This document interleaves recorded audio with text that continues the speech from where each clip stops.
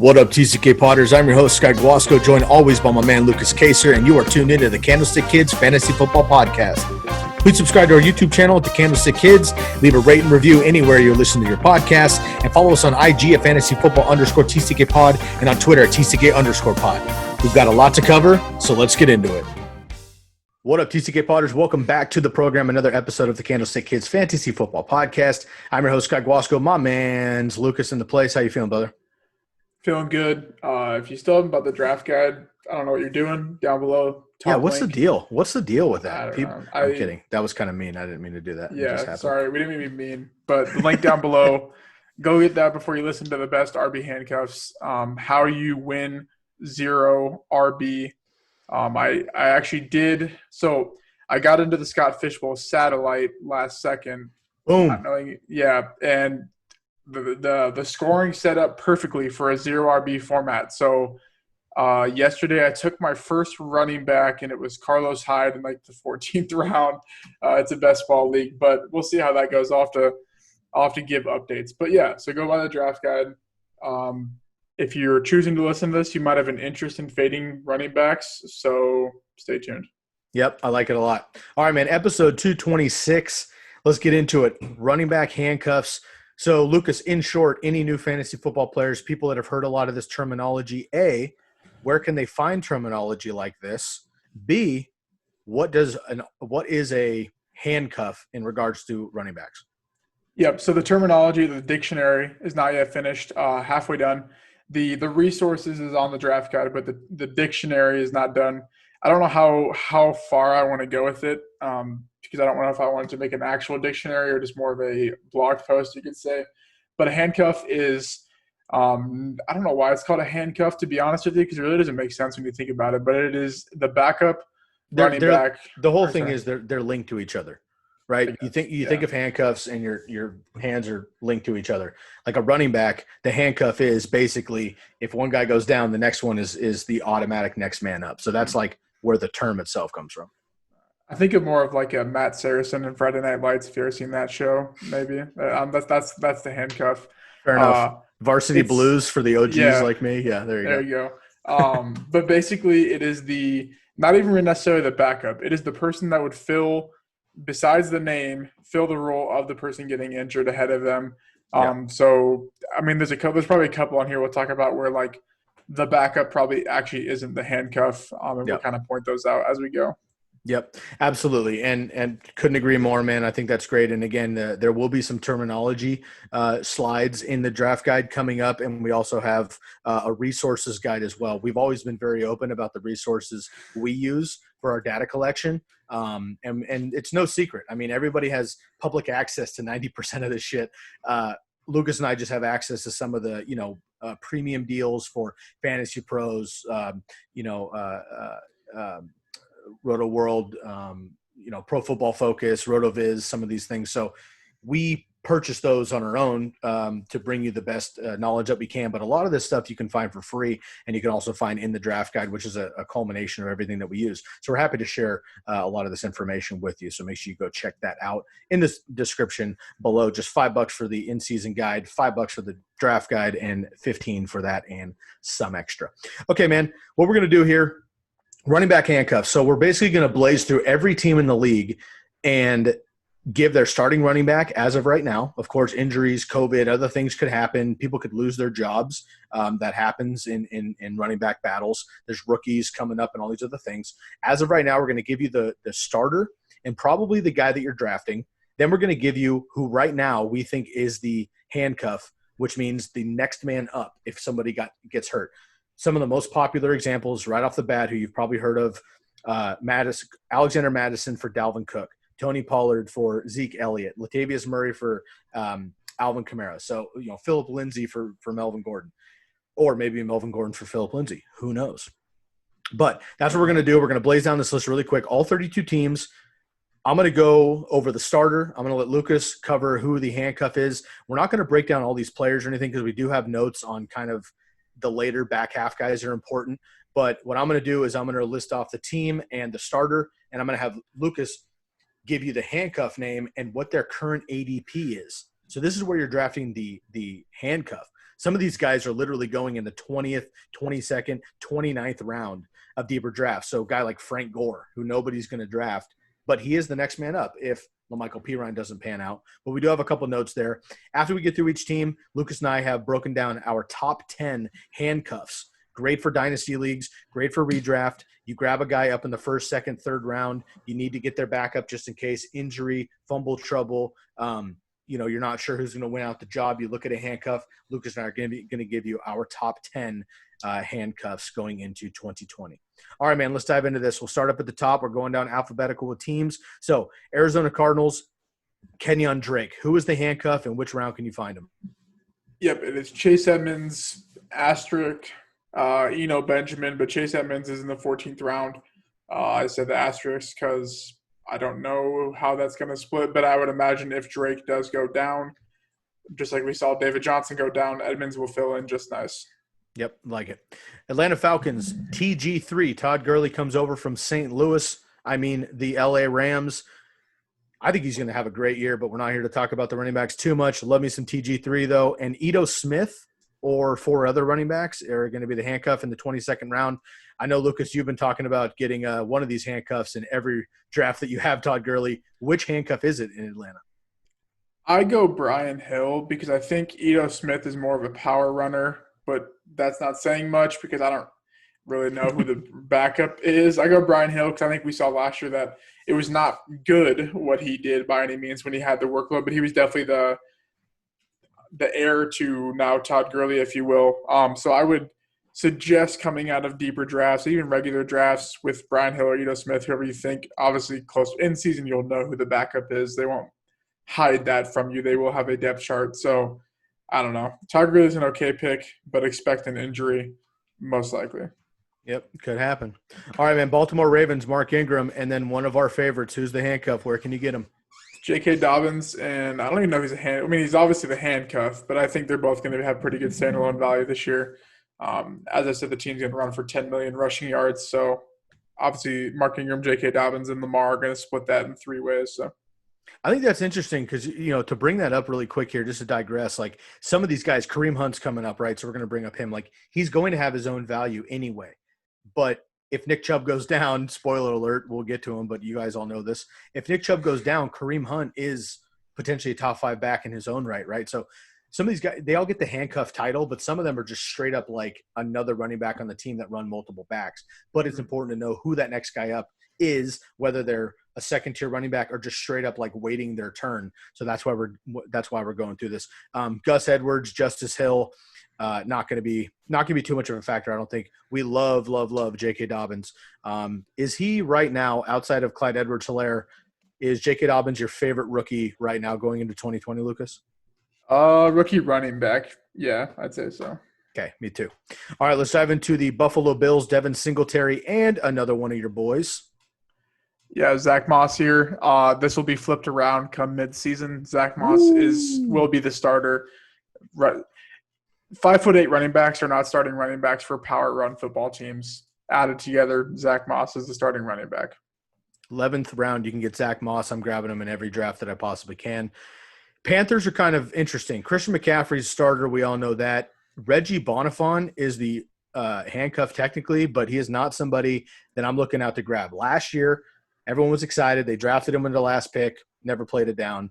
I'm not working on it. We're just going to skip over that one because there's not much to go. Reggie Bonifon, if anybody's keeping score at home, currently going in the 29th round of drafts. Most drafts don't go longer than 16, so he's going twice as long. Not worried about Reggie Bonifon. CMC is the man. Let's go with the Chicago Bears. This one's another interesting one. David Montgomery, the starter, and then who is the backup handcuff, and where can you get him? Yeah, so apparently the backup power running back is Ryan Nall. Yep, you heard that right, Ryan Nall. But I'd say Tariq Cohen is probably the handcuff, if you will. That being said, I think they're both pretty good picks in their own right because their skill sets are completely different. So obviously the touches they get are completely subjective to them. So not really handcuff talk, but I think they're both good values. But I think Cohen provides a little bit of upside if Montgomery were to get hurt. This next one's interesting. So Joe Mixon for the Bungles. Love him. Trayvon Williams, Gio Bernard. Who do you think would be the handcuff? I think it's Bernard. He gets pretty significant work in his own right, and I think he's a good pick. Surprisingly, because there is concerns of Mixon maybe holding out, so I think he's a sneaky guy in your dynasty leagues maybe to hold on to, or really in redraft um, to target, I guess. But I mean, it'll be obvious if he's a good pick or not because Mixon will make it obvious if he's coming back. But I think that Bernard is a sneaky guy to hold on to because Mixon definitely could get hurt. I think what's interesting too is like Trayvon Williams was hurt last year. The Bengals like him a lot, and Gio Bernard, the Bengals could save money cutting him. Mm-hmm. So there is definitely a world where Gio Bernard gets cut, and I don't want to spoil anybody's cereal per se. But what if like Gio Bernard ends up in Philadelphia or something? I feel like he's a good kind of sleeper option. I mean, he's been healthy. He can catch the ball really well in that offense. He can do some grind work. He would be cheap, cheaper than Devonta Freeman. So just keep that. I'm just going to throw that one out there. I haven't thought about it much, but Gio Bernard in Philadelphia, it could happen. We'll see what happens there. All right. We already covered the Browns, Nick Chubb and Kareem Hunt. We all know about that. Both those guys are pretty much top 24 running backs, top 36 running backs. If Chubb goes down, Kareem Hunt's, potentially top 5. That's no surprise there. Another one pretty common here. Dallas Cowboys, Zeke Elliott and Tony Pollard. My question to you is, obviously, Tony Pollard has to wait his turn until Zeke is no longer Zeke for whatever reason. Do you think he has value? Do some of these guys have value anyway? Or is Tony Pollard just straight up like have to wait for Zeke Elliott to go down? Yeah, I mean, I was so pumped because he was going to play the Ty Montgomery role for this team and play the slot and play the two running back system, and then they acted like they don't need cornerbacks and they took CeeDee Lamb for no reason. Go Cowboys. So, I mean, I don't know. I think his draft value is like what you need to pay for a tier 1 handcuff. I don't like. Yes, he has standalone value, but it's not like you're going to be starting him because if you have to play him in your flex, you might as well just stream someone in your flex. That's probably going to get more points. But I think he's still a very good pick, I think, just in general, because there is that inevitable upside that not if, but that Zeke has not been working out and he's super out of shape and maybe he'll get hurt. So, you are the House Bronco fan. I know that you're honed in. You're sliding into Elway's DMs on the regular. I mean, it's a pretty common occurrence for you. Who is the starter in Denver? Serious question. Dude, I don't even know. I don't even know what this team's trying to do. I know most people think it's Royce Freeman, but unfortunately he has to wait. So is it Melvin Gordon or is it Phillip Lindsay in your opinion? I mean, I hope it's Lindsay because I don't know, because he ran for back-to-back 1,000-yard seasons as a UDFA, and he's probably one of the most elusive running backs on a per-touch basis. But obviously, it's not Lindsay because I mean they paid Gordon, so I think it's more of a 1-2 punch. But that being said, Lindsay is going in the 8th round. He's also a fantastic pick because people forgot that Melvin Gordon has literally gotten injured or held out the last 5-6 years. So I think they're both good picks though. I'm a little lower on the Broncos sort of being this offensive juggernaut, so maybe I'm a little bit lower on Gordon, but I think Lindsay's definitely I'm probably above ranking on Lindsay for sure. I'm going to throw Royce Freeman into my possible Eagles conversation now that I think about it as well. I think he gets moved too, and he could end up in Philly there as well. All right, let's go down the list here. We have the Detroit Lions. Again, same question. Who's the starter opening day, DeAndre Swift or Kerryon Johnson? I mean, it's got to be Kerryon Johnson, I would think. I don't know because there's still Bo Scarborough there, and people are gonna be like, why would it be him? I mean, he was pretty good when he had the ball in his hands last year. So I think, to me, it really doesn't matter because you're probably doing yourself a favor and just not picking any of them. I agree. Because at the ADP of Swift, you're projecting him to probably be a starter, relatively more of the main guy. At the ADP of Kerryon, you're expecting him to be healthy. Who says that's possible? And then, really, Scarborough is the good pick out of this backfield. So I'd probably just fade all three in general. Yeah, I agree. All right, let's go to the Packers, one of the most tricky backfields, big talk of the offseason here. Aaron Jones is the starter.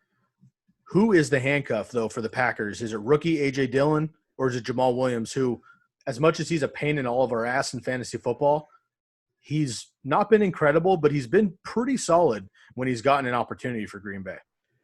Yeah, I mean, I think it's AJ Dillon pretty clearly. I think they could honestly just cut Williams for and save some money.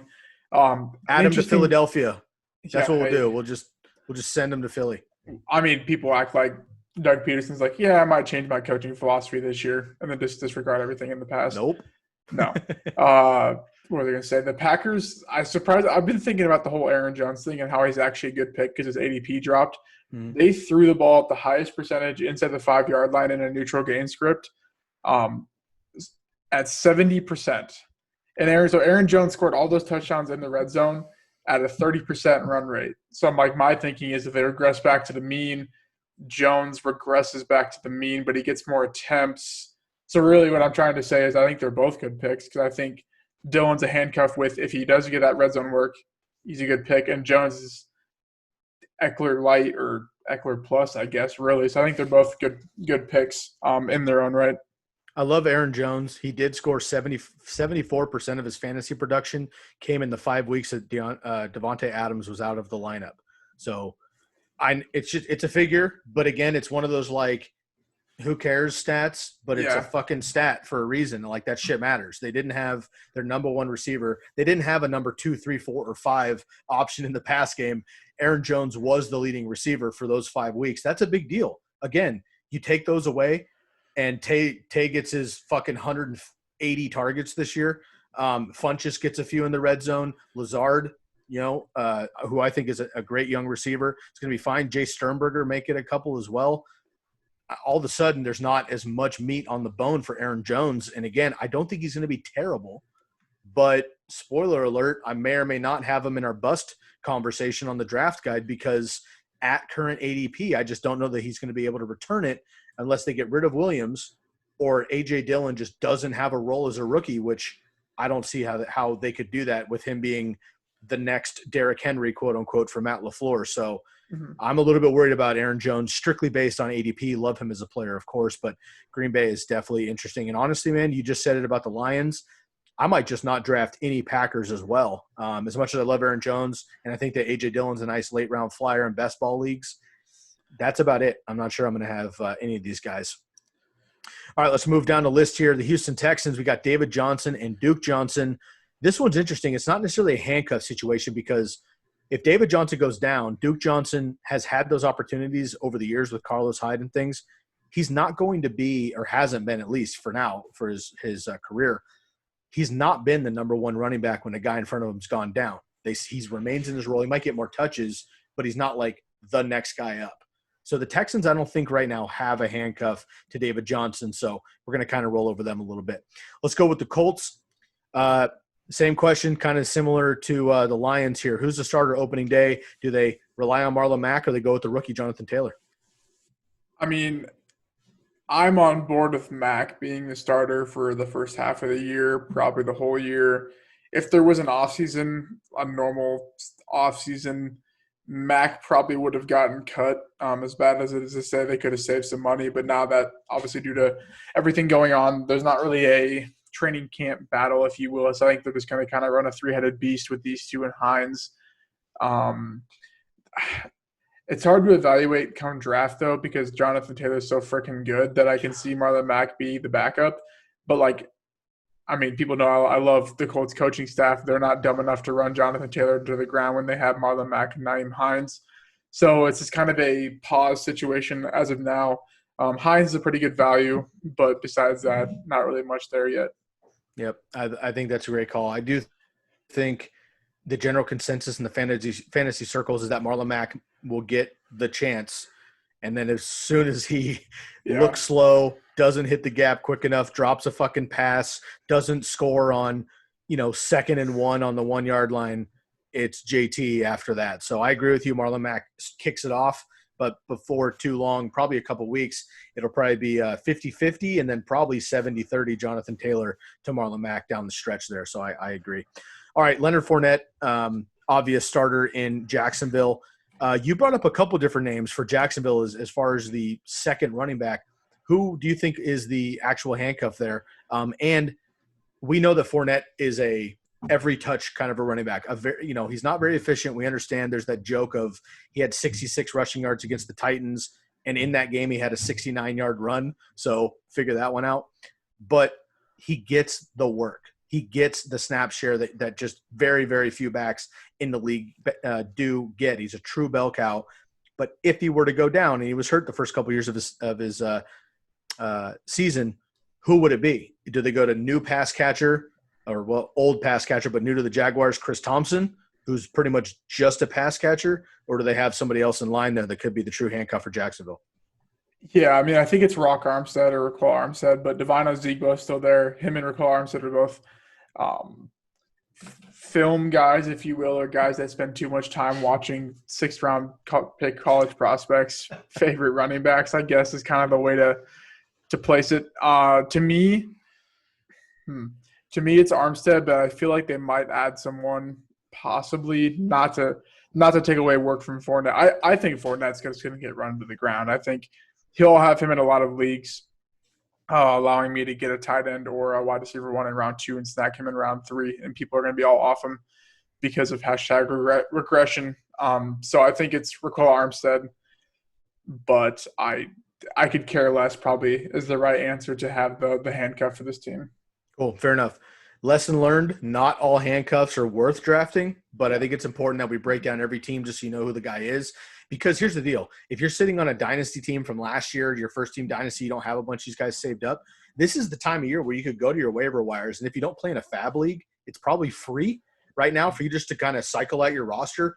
Start getting rid of some of those older veterans that aren't getting to work anymore. Pick up some of these younger guys. If you haven't had a rookie draft yet, pick up random guys like Rockwell Armstead, who if you draft 2 rookie running backs that you feel better about in 2 weeks, drop them. But you have them just in case. You can start boning up on some of these younger guys that are free right now that have that upside as your 17th bench spot on a dynasty roster or something like that. So that's why we bring them up.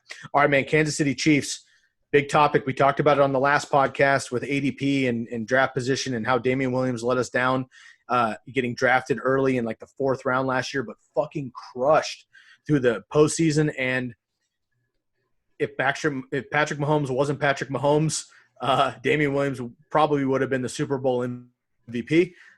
Who was the starter day 1 for the Chiefs, and how do you see that shaking out?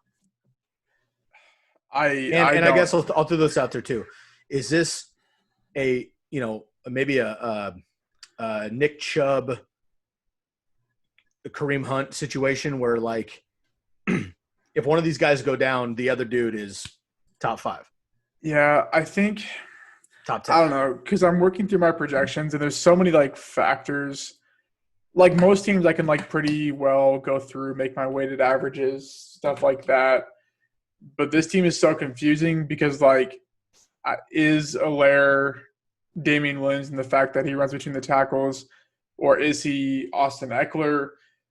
I don't know. Is he the starter week 1? We don't know. Is Damian Williams still probably Super Bowl MVP last year? Should have been. I don't know.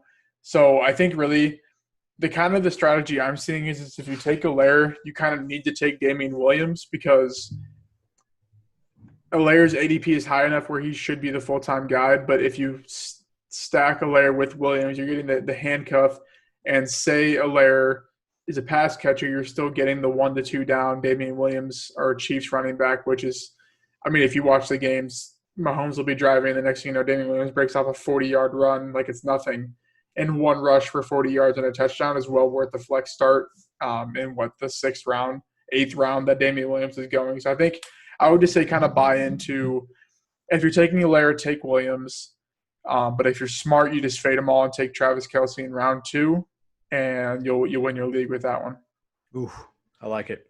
We talked about big-time quarterback stacks and involved all those Chiefs, so I like that call a lot if you can grab a couple Chiefs, of course. All right, let's go to the Chargers, man. We got Austin Eckler, bona fide starter, incredible season last year, but who's going to be his backup? They have a new rookie, Joshua Kelly. They have who some thought was some people, including me, had Justin Jackson last year supposed to be Austin Eckler when Melvin Gordon held out. Obviously didn't happen. Justin Jackson got hurt. Melvin Gordon held out. Austin Eckler fucking took the league by storm the first 4 weeks. Melvin Gordon got scared for his job, came back, was dog shit for another 4 weeks, and then they were about 50-50 the rest of the way. But Austin Eckler absolutely crushed last year. Who is that guy this year in case Austin Eckler goes down?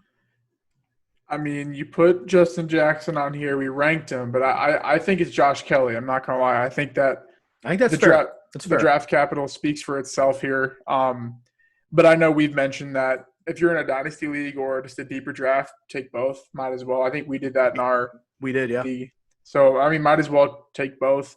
Um, I would say it's kind of a dumb strategy unless we actually know who the backup is to take one because it's I don't know the vacated production is there, but I don't know if the vacated production is there for a fourth round pick and a seventh round pick. Obviously there's outliers. Austin Eckler is an outlier, but I can't really gauge the situation because they could honestly just split and 55 carries here and 55 carries there is nothing. So it's not really something I'm targeting a ton. Let's go to the Rams, the other LA team. We have three running backs here to consider. We have Darrell Williams, or Darrell Williams. Sorry, Darrell Williams. Darrell Williams. Is he on the Chiefs? Is he like the seventh running back for the Chiefs? I don't know where that came from. Who Sorry. knows? Spencer Ware is probably still there too. I loved Spencer Ware for the 9 games that he was fucking amazing. In between uh, Jamal Charles and Kareem Hunt, dude, Spencer Ware was incredible. All right, sorry, terrible digression. Darrell Henderson, who last year was getting picked in the 6th round and didn't do shit, which was very unfortunate for most people when Todd Gurley looked terrible. We also have Malcolm Brown, who's actually been very good behind Todd Gurley the last couple of years, but he just hasn't got a ton of work. And then, of course, rookie Cam Akers out of Florida State. So, Lucas, who do you deem as the starter? And then who is the handcuff out of those three guys? Yeah, I'm gonna go Cam Akers, and I'm probably gonna go Malcolm Brown because I know I said in last episode Darrell Henderson would have played more if he was really legit, if he's really the draft capital they put in. Obviously, rookies can take time, and maybe he's the backup this year in the handcuff. But Malcolm Brown got work right out of the gate last year. Remember, he had 2 touchdowns. Everyone dropped all their fab and was like, "Wait, he's not the starter." Like, I mean, that's what happened. It's It was like rough, dude. Yeah. yeah, everyone was like, he had 3 carries for 2 yards and 2 touchdowns starter after Tucker. They had like 25 carries that game. So Yep. I would say it's probably Malcolm Brown to start. That's not a very, I mean, that's saying not much because he's probably not a pick you want to have. I would just say go Akers because I think in reality, in the end, he will outsnap the rest. Probably to me, it's a one person backfield or it's a 3-headed committee, and I think I would feel better McVay going a one-headed backfield like he's done in the past 3 or 4 years that he's been a coach there. Yeah. Quick note on the Rams backfield. I've been diving into this a little bit more because I'm kind of like, who would I want if anybody? And this is kind of another backfield, just like we mentioned with the Lions, with the Packers. I'm not sure I'm grabbing anybody. Or I'm grabbing everybody, if that makes sense, in a dynasty league or something, just in case. Mm-hmm. But for me, the Rams GM, Wes Snead, came out and basically said that he expects, and of course Sean McVay will figure things out, whatever. But they rode Todd Gurley for years, all right? Just Todd Gurley, and then spelled him a little bit. C.J. Anderson came in, obviously with the Super Bowl run when Todd couldn't do it, and then Malcolm Brown did okay, blah, blah, blah. They're saying that potentially Malcolm Brown's going to be the short yardage goal line back, which is fantasy points. Darrell Henderson is the home run threat. So he's the guy that could break a 40, 50-yard run. And then Cam Akers is kind of like the go-to guy. So this might be like a poor man's, just because I don't think that rushing offense is going to be as good as the 49ers, but maybe it's the 49er package of last year where we think it's Tevin Coleman, but there's also Matt Breida who gets an 84-yard rushing touchdown against the Browns, which was the fastest play in the entire NFL last year, but limited action, or Raheem Mostert, who just fucking dominates, like it could be really interesting. So while the 49ers all had their merits in getting drafted in the middle rounds because you didn't know who was going to blow up, I'm not as confident in the Rams. And if I had to grab one guy, it's Cam Akers just because of the upside. But unfortunately, with the two other valuable options, I think I might just end up staying away overall. Are you feeling that way as well? Are you confident to draft Cam Akers or one of the other guys? Still think I lean Akers, but I see, like I said, I see where this could be sort of just a mixture. It's probably going to take a little more time to like actually hear some news and whatnot as to how this kind of play out. Yeah, I agree. All right, man, let's go with the Raiders here. Josh Jacobs, clear starter. Not really a backup, or not really a handcuff, I should say. They have Jalen Richard there. They have Lynn Bowden, who's a quarterback, receiver, running back, both pass catchers. If Josh Jacobs goes down, I just think it's going to be an RBBC, a running back by committee, don't really think there's a handcuff there. Do you disagree, or should we move on? Uh, I don't know. It's a mixture of Devontae Booker So and you think so? yeah. Devontae Booker too? I would say I think because last year we saw when uh, Jacobs got hurt, it wasn't Rashard, it was DeAndre Washington because Who is that makes now in Kansas sense. City? Yeah, because that makes sense, right? Like they're not going to throw in a third down back to be a 1-2 punch when they have a one. Well, I think they signed him, and Booker sort of is the 1-2 punch. I don't know. I think it's Jacobs, and if it comes down to it, it would just turn into more of a Bowden Richard sort of Yeah. switch off and on passing attack. So That's what I'm saying. Unfortunately, those just don't have value in fantasy. mhm. I mean, even if, Jalen Richard might catch 6 balls a week, he could be Duke Johnson, but Josh Jacobs is going to get 3 carries in a row from the 10-yard line kind of a thing. You know what I mean? So Yeah. I don't see there being any value behind Josh Jacobs. I wouldn't say I love. I wouldn't mind having Josh Jacobs as my RB1, love him as my RB2 if that were to happen somehow. But if he goes down, I just don't see the value with somebody behind him. Deep leagues, some of these 3-down backs could work out, but I just don't see it like becoming Josh Jacobs if he were to go down. All right, let's move on to the Miami Dolphins. We have Jordan Howard and Matt Breida, both new incomers here. Matt Breida gets traded for a 5th-round pick from the 49ers. Jordan Howard gets picked up as a free agent from Philadelphia. Jordan Howard was pretty dominant in the first half of the season before he went out. He's been great with the Bears before that. Matt Breida, as I just mentioned, has explosive opportunity when he's healthy. Who's the starter here? And if one of these guys go down, do you think the other one would be really a bell cow? Or is my boy Kalen Ballage up for another solid season? I mean, I think I believe it's it was 1.9 per carry last year. yeah. No, I think Jordan Howard's in good for a good role. I think Breed is a good pick, and honestly, I'm going to throw Patrick Laird out here, who is pretty efficient. Okay.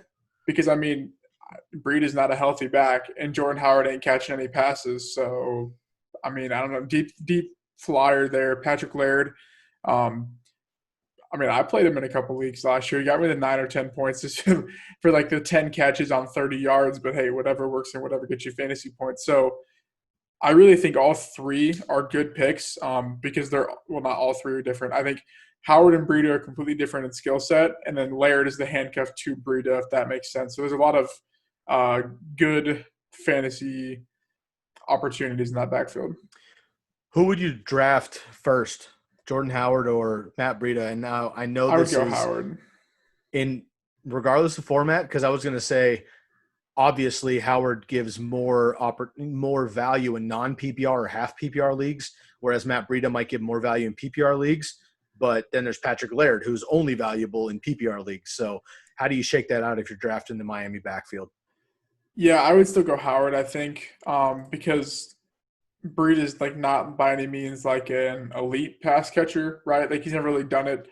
The Dolphins, like obviously Laird he still caught passes, but it's not like they're not a team where like they're scripting plays of their running back. If they were, they would have drafted a running back, and I'm glad they didn't draft one because Jordan Howard and Matt Breed is better than paying any rookie running back $6 million a year to be a workhorse. But I still think Howard because I think this team negative game scripts. Not that should help Howard, but I think there'll just be a lot of opportunity for Howard, who is very good. I mean, when he plays, he just had an injury last year and kind of sat the bench behind Sanders, but I think he can definitely get the job done here. Like it. Next up, Minnesota Vikings, Dalvin Cook, obviously the starter there and one of the best handcuffs in fantasy football, maybe the best, arguably, Alexander Mattison. Does Alexander Mattison have any role with Dalvin Cook healthy? I think I'm totally changing my mind because I think that the Vikings will be like, we don't really want you here. Because the new CBA rules will kind of let Cook come back, if you will. So maybe I think Madison is more of another Tony Pollard situation where like you have to draft him here because it's good value as a handcuff. But I think that he can maybe have some games here and there where he's pretty good. Dalvin Cook holds out. I understand the CBA makes it easier for him to come back. He kind of has to come back with the new rules and all this stuff. Dalvin Cook, let's say Dalvin Cook does hold out. He pulls not a Le'Veon Bell because that's just not what a running back can do anymore with the new rules. But say he pulls a Melvin Gordon, okay, sits on money, loses money, whatever, says, fuck you guys, I'm not playing, sits 4 weeks. It's guaranteed that Dalvin Cook's not playing the first 4 weeks of the season like Melvin Gordon did. where are you drafting Alexander Mattison? Round 3. Yeah. You I think think Mike so? Boone would still. So there's two reactions that you're like round 3, Alexander Mattison, holy shit, or it's like that's kind of late. Yeah. Is that late? Because I mean, if Uh, he's Dalvin Cook, I mean, people were taking Austin Eckler, like I said, in the 6th round last year. He crept up into the 4th round late, and people were just like, "Fuck it, dude! Like if it works out, I got Melvin Gordon plus maybe in the pass game, and look what happened." mm-hmm. In my opinion, just apples to apples, as a pure running back, I personally think Alexander Mattison is every bit of Austin Eckler, and I think a better runner than Austin Eckler. So if Yeah. I don't know, I'm just hyperbole for now. I think Dalvin Cook comes back. I'm not suggesting that he sits, but I think it's something important for people to start realizing if they're drafting right now. Because first of all, we've been very loud on this podcast. Don't draft right now unless it's a deep dynasty league, a best ball, something that doesn't matter right away. If you're doing redraft leagues right now, I really, really, really recommend you don't do it if you have anything on the line. Anything more than like a $20 league, I would shut it down because there's just too much to happen. COVID holdouts, certain players like Mark Ingram, for example, is like about to not play potentially if it's not safe. And I don't blame him. I fucking wouldn't do it either, right? The NFL is suggesting that these guys go play football, but they're forbidden to swap jerseys because of COVID after the game. Like, shit's dumb. So if there's things going on like this, players could sit out week to week. They could get sick. They could test positive and not even have the symptoms, but not be able to play because they have a positive test.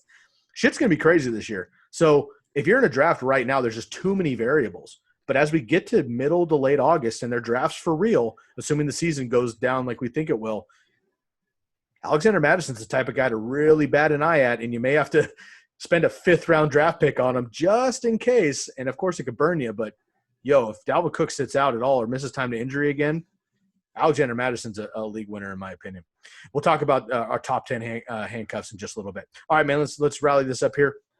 Patriots, very tricky. Sony Michel, the starting running back. James White, the starting James White back. But they also have Damian Harris, and they also have Rex Burkhead.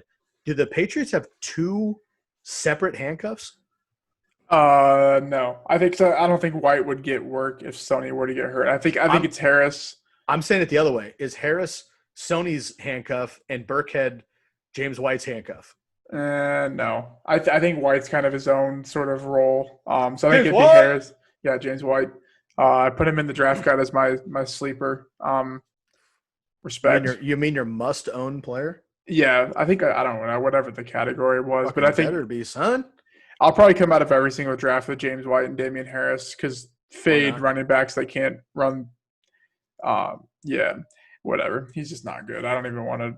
The whole everyone's like he was elite in the playoffs that one year. I mean, I could run the ball in from the 1-yard line 7 times on 7 carries. So LeGarrette Blount, what? Yeah, exactly. I totally agree. So Patriots are tough. Sony Michel, I think, is a full fade for me. James White is our man. I'm down with him in the 7th round every single draft. Rex Burkhead, he's going to have week-to-week annoyance, but I don't think he's got enough value to really give you that option. And Damian Harris, I think, is a great, great, great late pick because if Sony goes down, which I think he will, or he's inefficient, Bills had 2 years of this. Damian Harris was hurt last year. They didn't have a chance to use him. They had Brandon Bolden, who's their 5th running back running special teams and shit. I think they're going to put in Damian Harris to get it done. Another Alabama running back. I think he's going to be just fine. All right, let's move on. We have the New Orleans Saints, Alvin Kamara, my dog, and Latavius Murray. How much value does Latavius Murray have with Alvin Kamara healthy? And I'll preface that with Alvin Kamara missed 2 games last year, week 7 and 8. Latavius Murray had 33 and 32 total touches. He was the number 1 running back over those 2 games. Top 5 if Alvin Kamara goes down. But if Alvin Kamara is healthy, how much value does Latavius Murray actually have?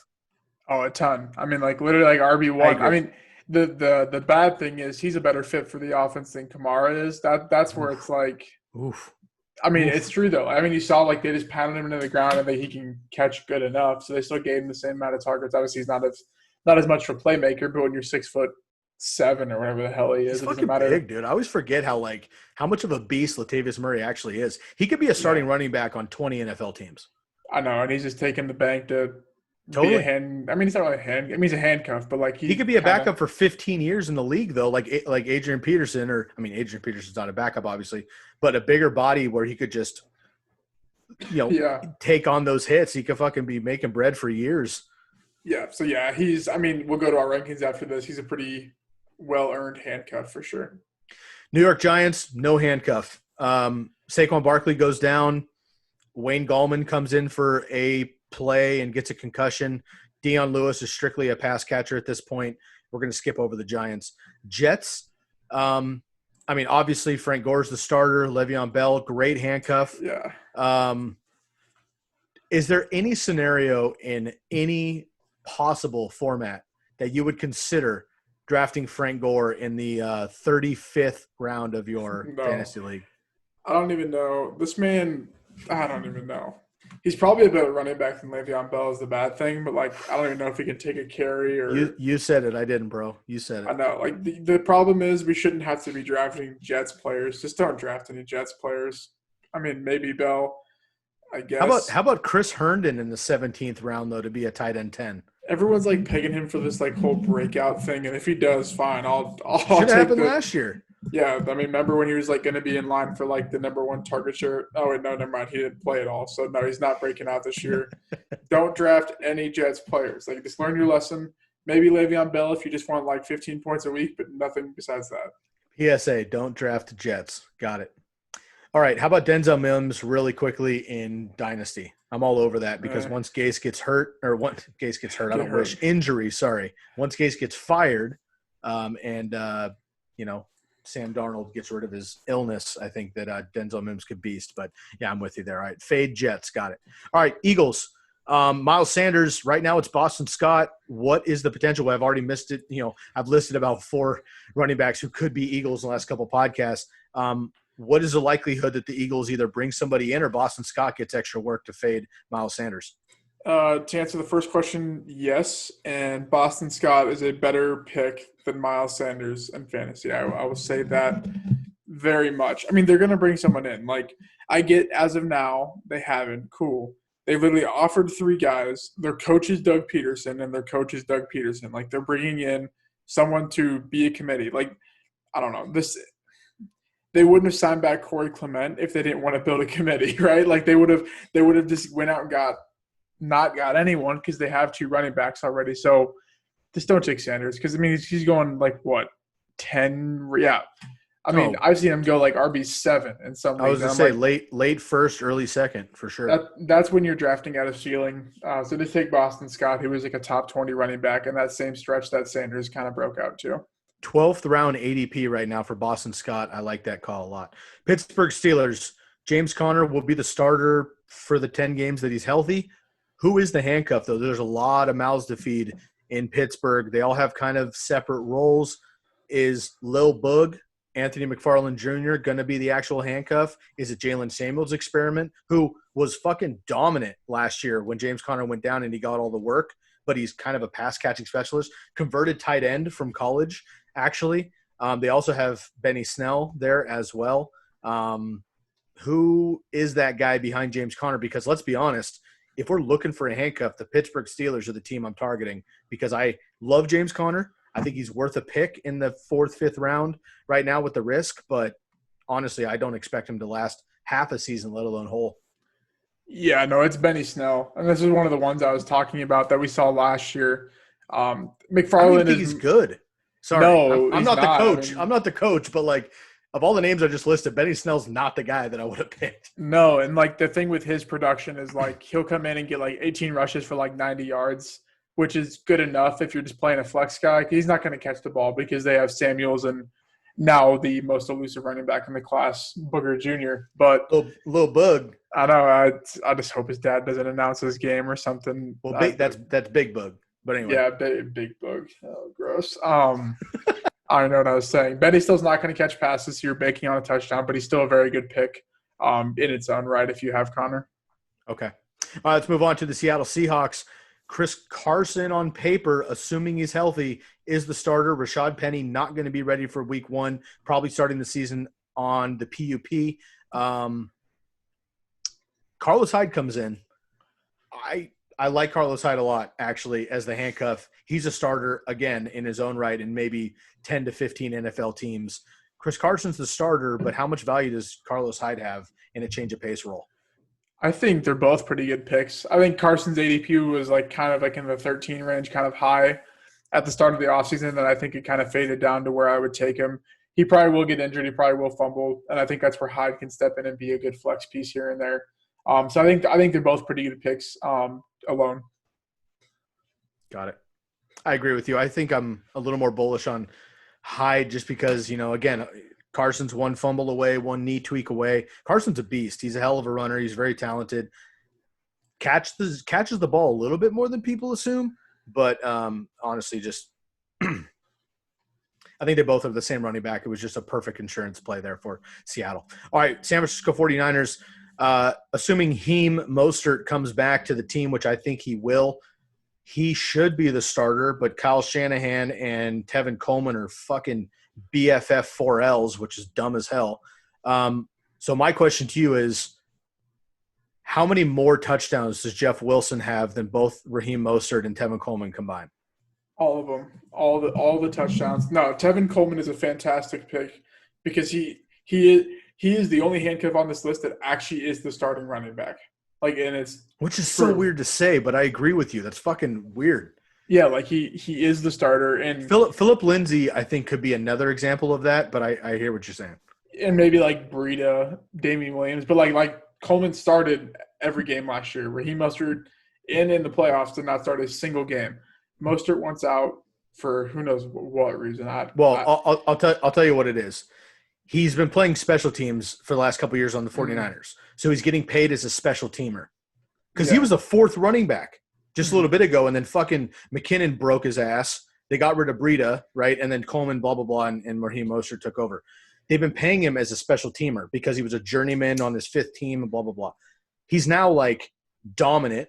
The fucking 49ers were, literally 5 yards away from winning the Super Bowl. If the Niners won the Super Bowl, Raheem Mostert had the run that he did in the postseason, 200-plus yards against the Packers and blew up all the shit, Raheem Mostert would have got fucking paid, but they lost. Big difference there. They lost, so everything changes. So Raheem Mostert's basically I'm getting treated as a special teamer. I'm now a starting running back and a very efficient running back in the NFL. I deserve to get paid more money. So that's his gripe. I agree with him, but unfortunately with him, he's 28 years old, and Tevin Coleman is just as good, unfortunately, and that offense, maybe anybody's good behind that offensive line and in that offense. For sure, yeah. So just take Tevin Coleman, fade Raheem Mostert. Raheem Mostert was the number one running back from the time he really got efficient snaps last year in the second half of the season, ahead of Christian McCaffrey. Just throwing that out there.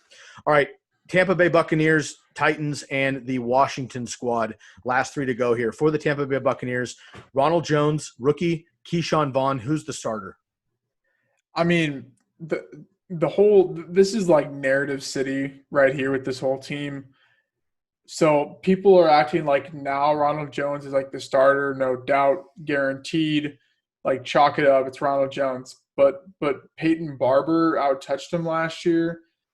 So if Ronald Jones is that good, why didn't he outtouch Peyton Barber? Now they drafted good capital on a pounder running back. So people are acting like he's not going to have a role. And then they bring up the whole pass blocking thing that the best pass blocking back with the seventh most snaps in the NFL is Dare Ogunbowale.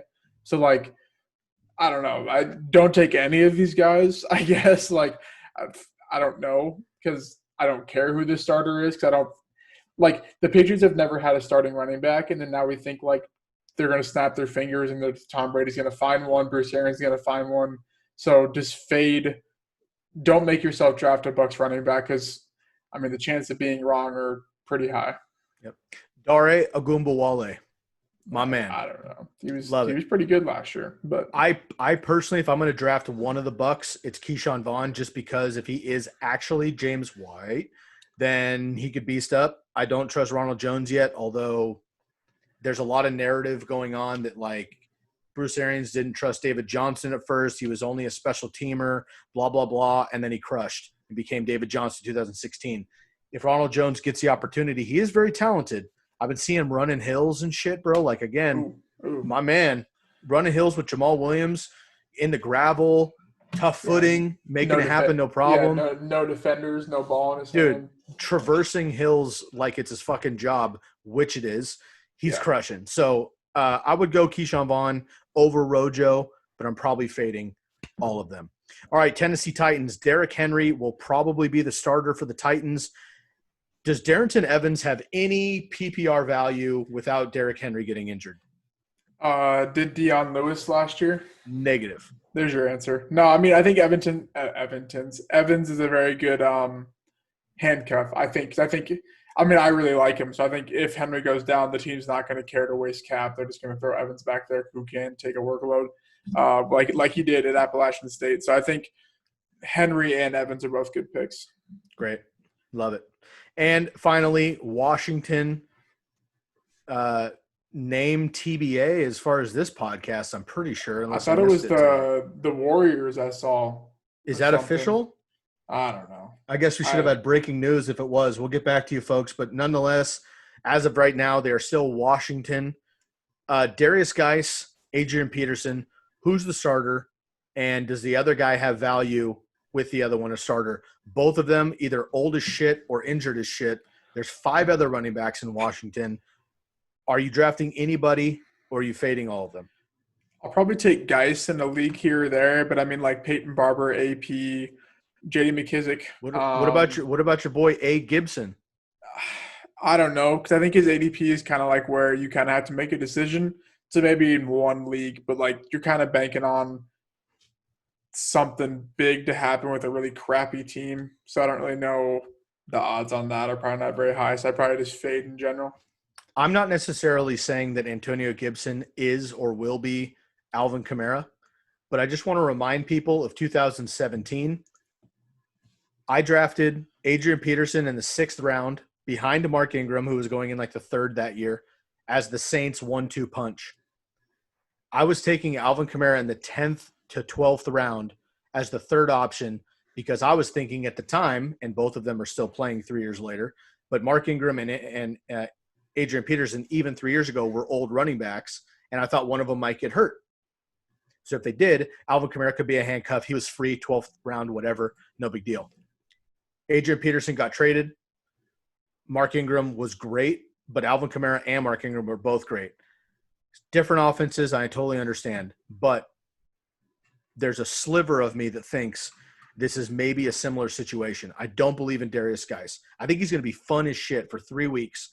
But I hope he stays healthy, but I just can't count on it. Adrian Peterson will fade eventually.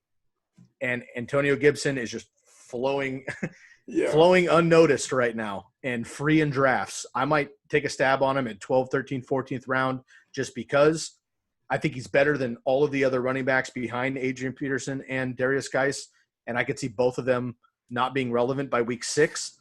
If that's the case, we got a new head honcho there. Formerly coached Christian McCaffrey, of course.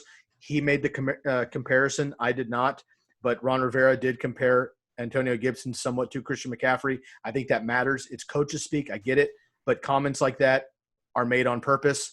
Don't forget about Antonio Gibson, who I think is like the RB7 on the fucking depth chart right now, but I think he's maybe the 2nd or 3rd best overall through all the Washington running backs. All right, man, let's just round this out. This could be a quick one. We've already talked about everybody, but let's run down our top 10 handcuffs. Before we do that, I'm going to take a quick commercial break. Rep the draft guide one more time. $5 for the draft guide if you haven't got it yet. $5 for the in-season package. $15 for both of those and some extra, some one-on-one work with Lukas and myself and our buddy Dwayne, a.k.a. at Dweez Nuts on Twitter. Make sure you go follow him. You heard him on Monday's podcast. He's going to be joining the program much more often these days, so make sure you go hit him up and show him some love. Great analyst, great guy, excellent takes, smart. We love having him on the team, so go hit up Dwayne. Make sure you go drop a subscribe right here. Let us know how you feel about these handcuffs, if you think they're important at all, who maybe your favorite handcuffs are, who you're drafting, who you're targeting, whatever. Also, make sure to follow us on social medias at fantasyfootball_TCK pod and on Twitter at TCK_pod. All right, Lukas, why don't you run down our top 10 and go from 10 to 1, our top 10 handcuffs. So you and I have kind of vetted all of these out. Obviously, we just went through 32 teams. there's at least 25 really quality handcuff options, but 10 of them we like the most. So this means, for example, I'll pick one guy. Let's go with the Ravens here. You pick Mark Ingram. We think you have to have J.K. Dobbins, kind of regardless of Mark Ingram, but definitely if you pick Mark Ingram. Age, workload, they could both be relevant in this offense. If Mark Ingram goes down, J.K. Dobbins in the 7th round right now could be potentially a league winner with 20, 25 touches a game. So just an example of how we're going to do this. Our top 10 favorite options for handcuffs. So Lukas, kind of slowly pick each one. We'll talk about each guy and we'll get out of here. Who is number 10 in our consensus top 10 handcuffs? Yep, we have the Chargers, TBD, Justin Jackson or Josh Kelly. A lot of vacated production there, so we'll see if they can fill the role. Zach Moss. Yeah. I was going to say really quick, and the Chargers really quick, we didn't put one or the other because I think it's Jackson, and I think you think it's Kelly, but I think both of us are okay with either one. So It's more the situation. We want that Charger backup behind Eckler. We just aren't sure who it is yet. So, again, like we just mentioned earlier, fade both of them or get both of them, kind of regardless of if you have Eckler. So I just want to clear that up really quick. All right, number 9. Yep, number 9 is Zach Moss. I mean, he's like I said, he's a starter for this team. Good pick regardless, but he's a fantastic handcuff for Singletary. Carlos Hyde at 8. We mentioned again, good pick in his outright. Chris Carson has his issues. Rashad Penny's going to be on the pup. Solid pick there. Number 7, Chase Edmonds. Up in the air because he really didn't play at all when Kenyon Drake came over. So I don't think he's a good pick in its own right, but we saw what he could do when DJ went down last year. So that one's more – 4 touchdowns, number 1 running back on the league when he got to work. The Cardinals in the back half of the season, last 4 games, went to a pro-style offense like you mentioned. Are they going to be a high air raid or pro-style? They went to pro-style late. Mm-hmm. They were crushing it on the ground. Kenyon Drake, top running back in the league when he came over. About 1,600 yards, 16 touchdowns. He was projected out for 16 games. If he goes down, next man up in that offense, I think Chase Edmonds could be the guy. I totally agree. Mm-hmm. And then Marlon Mack at 6. If JT were to get hurt, he's probably an RB1 in its own right. And I don't know if he's going to have good standalone value, but I think he'll have a good share of this backfield. You mentioned J.K. Dobbins at 5. And so Marlon Mack and Dobbins are in its own tier, and then Jackson to Edmonds are its own tier. And then our tier 1 is Latavius Murray. You saw what he could do last year without Kamara. Tony Pollard. If Zeke were to be out of shape. When Zeke is out of shape, so Pollard is a very good pick for sure. Eating too many bowls of cereal, bro. Oh my gosh, I don't know. Hey man, COVID snacks. I feel it though. I can't blame him. That's true. All right. Number 2, Kareem Hunt. Good value in its own right, but I think if Chubb were to go down, top 5 probably RB. I'd say he'd be like at the 4 or 5 range, and then Madison just because that holdout issue kind of is real, kind of is not with the new CBA rules. It's kind of like it's hard to gauge exactly what's going to happen, but I think he probably would have to slide in at number 1. Plus the injury, bro. I mean, I'm not somebody here that's predicting that Dalvin Cook's going to go down again, but it could happen, right? And if he does, then Alexander Mattison could be the guy. So I totally agree. Top 10 handcuff recap. The Charger backfield, whether it's Justin Jackson or Joshua Kelly, Zach Moss, Carlos Hyde, Edmonds, Chase Edmonds for the Cardinals. Marlon Mack, we have at number 6, but of course, if Marlon Mack is the starter, then it's just Jonathan Taylor, same thing. But this is kind of according to ADP. JT's going first. Marlon Mack is coming second, so we picked Marlon Mack here. J.K. Dobbins, number 5. Honestly, bro, he belongs at number 5, but he might be the best option of this entire list. Latavius Murray, again, number 1 running back in 2 weeks when Alvin Kamara went out last year. Tony Pollard, excellent running back. He came in to spell Zeke Elliott on a few plays last year. He had 20, 30-yard runs, which he didn't score on, that eventually somebody else got the touchdown for, but he was able to get him down that field. If Zeke were to miss significant time, Tony Pollard could be a fucking animal. Kareem Hunt, we already mentioned, he's going to be probably an RB2 in his own right, but if Chubb were to go down for some reason, Kareem Hunt could be a league winner. And then our boy Alexander Mattison, who, if you look on film, they've got the dreads, 32, 33, the same number, same height. Actually, Alexander Mattison is an inch and 10 pounds larger than Dalvin Cook, believe it or not. So I think he is just as good there. And Alexander Mattison will be our number 1 handcuff must-own player. Lukas, do you disagree with Alexander Mattison, Kareem Hunt, Tony Pollard, Murray, Dobbins and Marlon Mack are mandatory handcuffs if you have their starter. I think they are. I think that you have to kind of go RB early though if you want to handcuff, because kind of that range of Pollard Madison is maybe when Most you're people taking. are, though, man. That's just how drafts are going. So you're going to take a risk. And honestly, man, if some people – I see Dalvin Cook. He was going to like number 4 for a while. Yeah. He's going to like the 9th pick in the first round because people just don't fucking know right now. Yeah. If you get 14, 12 games of Dalvin Cook in the 9th pick, I mean, that might win your league right there. But again, you go that early, you have to get Madison. And I've been saying for weeks, I know Lukas thinks of this too. If you're going for a handcuff, there's certain guys you could just – they kind of fall to you late in drafts, like Latavius Murray. He'll be there in the 10th round, the 11th round. Tony Pollard will be there in the 10th round. Chase Edmonds is going undrafted. Carlos Hyde's going undrafted. Zach Moss you can find in the 10th, 11th round. You can pick one of the Chargers late too. But I would reach for J.K. Dobbins. I would reach for Tony Pollard maybe a round or two early and Murray. I would reach for Kareem Hunt in the 6th. I'd reach for Madison. So instead of going like the 9th round, I might grab him in the 8th if I had Dalvin Cook just to make sure I get him. You can handle the laughs in your draft room. You're going to be the one fucking laughing if the guy goes down and you've got a starting running back top 5 that you picked. Who gives a shit where you got him? The point is you have him on your roster. So if you're going after a true handcuff like we just mentioned, don't be shy and go get him. Don't go crazy and fucking pick him in the 5th round or anything.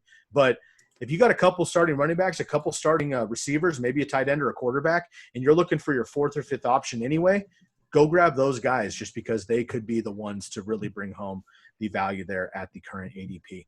All right, Lukas, any last thoughts on handcuffs in general, strategy overall?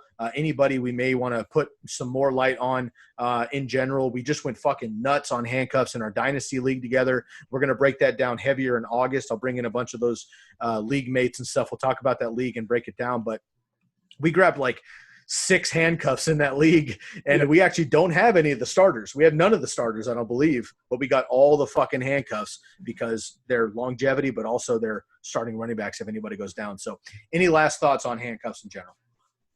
Nope. Got it. All right. We are out of here for the episode 226 coming up on 230. God damn. I feel like we just did the 200th episode just a couple weeks ago. Oh man, it's crazy how this summer's flying by. That was the top 10 handcuffs and the RB handcuffs overall for each 32 teams. Make sure you leave a comment below. Let us know how you feel about handcuffs in general. Any extra stats or something you want to mention about anybody we didn't go as in depth, or maybe there's a deeper name like I love my boy Jeff Wilson nobody's talking about. Maybe there's a deeper name of somebody you want to bring up that we didn't share. Please share that with us in the comments. Also make sure to leave a rate and review anywhere you're listening to your podcasts, and then follow us on Instagram at fantasyfootball_TCK pod and on Twitter at TCK_pod. And of course, if you have not yet, make sure after this video you go down, you see the link in the description, click on the link to get a draft guide. It's just $5 for the draft guide, $5 for the in-season package, $15 for both of those, and some extra incentives. One-on-one time with Lukas, myself, and our buddy Dwayne. There's also other things in there. We have a Discord chat. We have a Zoom channel each week. We've got a lot of extra things coming up, so make sure you check that out, and we will help you win your fantasy football leagues. The draft guide is officially open and it's dropped. We're stoked. Please leave comments. Let us know. DM us, shoot us an email, whatever. Let us know how it's flowing. Any glitches or anything, please let us know so we can get those fixed for you immediately and clean it up. And throughout the summer, we'll be adding to it. It's interactive. So we will be updating our rankings, updating player personnel, player profiles, team outlooks, Lukas's stat columns, rider columns, all these other things we'll be adding throughout the summer. So make sure you comp that. And it would mean the world to us. It really, really would if you could share the link. When you sign up for a draft guide, share the link and just tell one friend about it. One of your homies, a coworker, a family member, whatever, about our draft guide, about our podcast, about our channels, whatever. We put a lot of effort and energy into this right now, and we would love if you were just to tell one person. It would really mean the world to us. So please do that. And when you do, let us know that you did it, man, and we appreciate it. So thank you so much for the support always. TCK Podders, big love to everybody that has contributed to the TCK Pod draft guide so far, and everybody that's copped one already. They're flying off the shelves, and Lukas and I have had a blast putting together, but I'm not going to lie, man. I'm excited to get this behind us so we can start looking at the TCK Listener League, which is going to be fucking awesome. I'm stoked. We got multiple leagues, multiple people hitting me up. We'll dive into that next month. But go get yourself a draft guide. For Lucas Kaser, I'm Scott Guasco. This is another episode of the Candlestick Kids Fantasy Football Podcast, and we are out of here.